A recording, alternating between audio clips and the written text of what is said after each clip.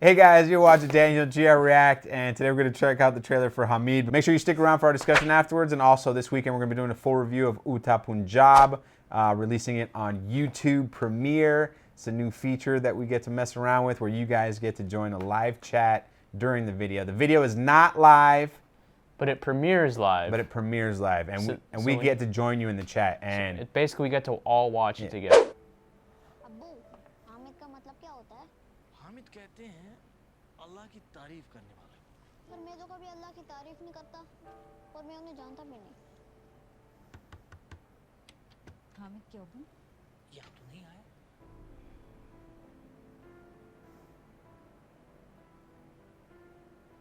अम्मी, अब्बू अल्लाह के पास क्यों गए? अम्मी अजीब सी हो गई है, मेरी तरफ देखती भी नहीं। ये फाइल शोवर है? ये 7-8 से क्या होता है अम्मी? अल्लाह का नंबर। 7-8 से अल्लाह का नंबर होता है। बिस्मिल्लाहिर्रहमानिर्रहीम। इसको जोड़ो तो 7-8-6 होता है। मतलब सही कह रहे हो, अल्लाह का नंबर।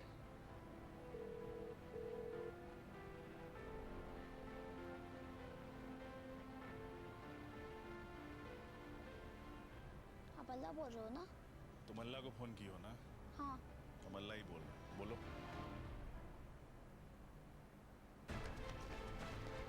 तुम पूछ रहे थे ना वो क्यों चले गए अल्लाह के पास? तुम्हारी हरकतों से तंग आकर चले गए।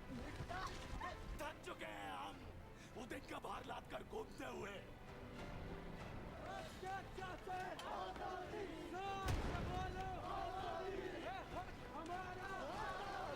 अल्लाह कश्मीर की आज़ादी चाहते हैं और इस आज़ादी की जंग में शामिल होने के लिए तुम्हें पहाड़ के उस पार जाना होगा। बढ़े चलो, बढ़े चलो, बढ़े चलो। मैं समझ गया, आप परवाह नहीं करते, आपको कोई परवाह नहीं है दुनिया की। हम परवाह करके भी कुछ नहीं कर सकते। तो आप है क्यों आप?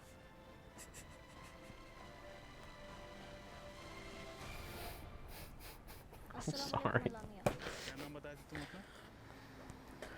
अल्लाह बहुत खूबसूरत है, अल्लाह बहुत ताकतवर है और अल्लाह अच्छा गाते भी हैं। well, it's an interesting concept. I'm guessing this has to do with the struggle in Kashmir, which we don't really know anything about. I mean, if this movie's about this child whose dad passed away, and he somehow finds the number of the soldier that killed him, and like has conversations with him. This is a story about 8-year-old Hamid That's who learns intense. that 768 is God's number, decides to try and reach out to God by dialing his number. He wants to talk to his father, who his mother tells him is gone to Allah. One fine day, the phone call is answered and two lives shattered in the strife of Kashmir find a way to be complete again, excuse me. I was honestly interested before the guy, like, when he answered the phone and then they kept talking, I was like, oh, this is, I can't suspend my disbelief that much, because they're like having I don't know. I mean, maybe in the story it develops and I'm wrong about all this shit, but as a piece, like, I can't believe that this kid is gonna have be a pen pal to this guy when he's a soldier. I just don't believe it. Well, the kid doesn't know that he's talking to But why a would the other soldier. guy fucking be wanting to talk? Like, I don't know what's destroying him. I don't know.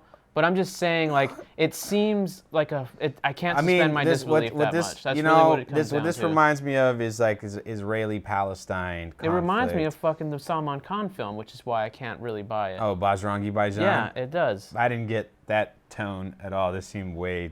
This seems serious, way darker. Anyway, sorry, I interrupted you. Israel-Palestine. Like one of these Israeli soldiers doing what he's told to do, but not really believing in it, and then having his own internal conflict, and then...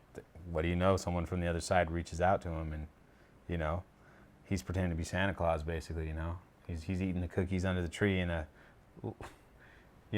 less. But see, I think that'd be an interesting event in the life of this boy. They make it seem like their story's connected, which the other guy is going to be important. I mean, he might have been the guy that killed his dad. And if that's the case, that's even worse.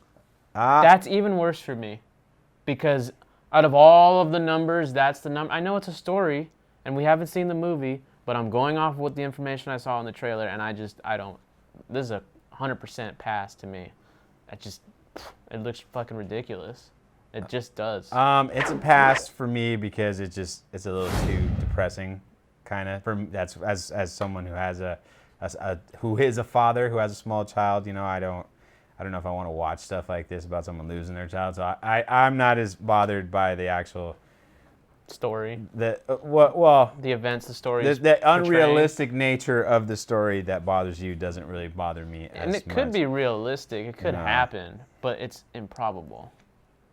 It's improbable, yes. Impossible, no. Improbable, yes. So I think that to me that just rubs me the wrong way. That's all. And if it's great and I'm wrong, let me know in the comments. I know Tumbad has been doing very well. It's not playing here, but I will check it out when it comes out because I feel like that's been the #1 movie. You know what? I don't want to get hammered for Tumbad either. It was a shitty trailer, guys. The trailer sucked. You can still have a good movie and have a bad trailer. They're not mutually exclusive.